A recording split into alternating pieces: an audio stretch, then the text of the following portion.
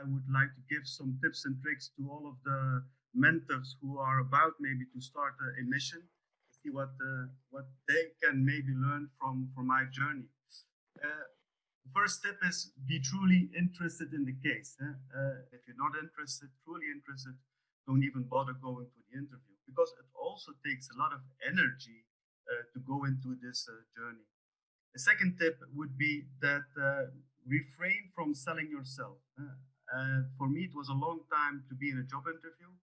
Uh, in my normal job, I'm often in a sales conversation. So either way, you try to sell something of the services or trying to sell yourself. You can't do this in a mentorship because uh, if you're trying to sell somebody that you're not, it can work maybe in your professional life, doesn't work as a mentor because then you will fail from helping yourself, but also fail from helping the mentee. So that was a shift in mindset I have to make right from the interview because I was the third person to be interviewed by Bob. So he was truly prepared about uh, what he wanted to have as a mentor. He introduced the company and then he directly asked me, I'm looking for someone who is knowledgeable and experienced in communicating with shareholders in a SME context. And honestly, I said, no, I don't have any experience practically in that. But from your introduction, Bob, I noticed and I heard something else that is of interest to me. And so started the discussion on something very operational. And we came to the conclusion that there was also there an issue that we could tackle. And that is actually the way in on that topic. Another tip, a third tip is be prepared, but also be very extremely flexible in every session. So I think on paper there was an agreement that we would have sessions of 2 hours every 2 weeks. In reality, we have sessions of 4 hours, 5 hours, and we had sessions. The first sessions was on every week, so very intense, very long sessions, but also very helpful. So take the time to learn the mentee, to learn the context, and so don't take this into in between meetings. So I always take the sessions with Bob at the end of the day, just to make sure that we have enough time to go into the depth of the discussion. And all starts with listening very careful to the story of the mentee.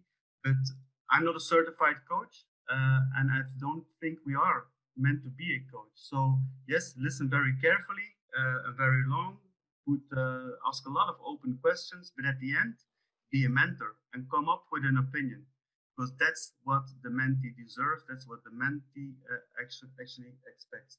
So that's also something that I take into account. I ask a lot of questions, but at one point in time, when I truly believe that what I've learned in my experience, then I will say, oh, this is what I would have done in a similar case. And then it's up to us to discussion to find if that would be a similar case or not, and if he will take the advice upon. It always come with advice. And if you don't have an advice, just say so. In this context, really, Bob, and I don't think we ever come to that conclusion, but if you don't give an advice because you can't, you don't have the experience, just say so. So honesty is, I think, very important. The good thing about choosing Amit and the good thing about the selection process is that I was spoiled from the beginning. I got 3 interviews with 3 people that were pre-selected based on the briefing that I gave Gerrit. The mentorship is actually a solution to my problem. It's only not the solution that I had in mind because we were unable to define the problem properly. Sigasi is a small company. We're still only 15 people, but we live in an international, high-tech, fast-evolving environment. And we are ourselves a scale-up, so we've grown from 5 to 15 people and 3 times in revenue size. And we have customers from California to Korea and Japan and Finland. And so it's worldwide. We're almost 24/7 available. So we have a lot of issues that mostly come only up with multinationals. We really need someone to talk to me as a CEO, to work as a joint team, so that I, as a CEO, I can have someone to argue with, basically, to disagree with, to someone to question me. So for me, I have a very strange combination and balance of analytical and creative mind. So I switch very fast from analytical models, and I come from backgrounds where you just have to accept that nobody knows anything, but you still have a deadline and a budget. And I was always the one in charge of the deadline and the budget. And that's the reason I like Sigassi, and that's also the reason I like working with Bart and the way we can interact with Ambit. Is I work very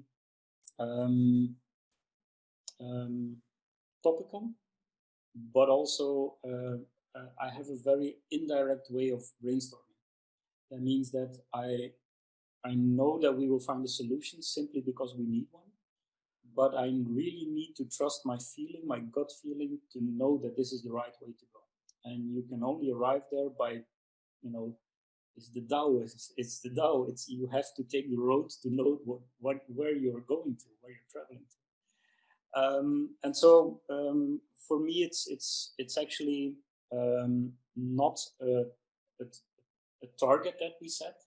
So yes, we agreed on a mentoring, but we haven't an end goal. We have no end target.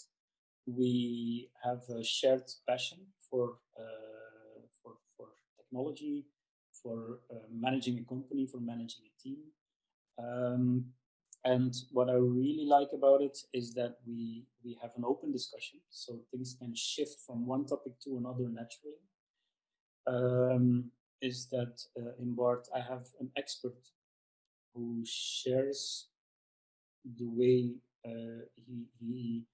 he has dealt with it, best practices that he has seen working, and models that we can discuss, so I can understand, adopt, and then adapt them to the company, to Sigassi, the way it works. And one of the most interesting things for me is that in Bart I have someone who also dares to challenge me. So Sigassi, for the first time in 12 years, is not a company where I'm one of the founding members, so I'm not a shareholder. But the fact that I have an entrepreneurial spirit is actually my biggest benefit in the company. So what I really needed was someone who can disagree with me, who can literally say, okay, I hear what you're saying, and now please listen to me for 2 minutes. So, and that really, really works for me, because it's important for me, and it takes some time to really say, okay, but I hear you, but I hear one thing that you're not saying. Let's talk about that. And that has helped me an incredible lot. And so in a strange way, by not doing what we set out to do, the topic that we discussed with Garrett, we're also doing exactly what we set out to do. And that's what I like about this type of partnerships and interactions.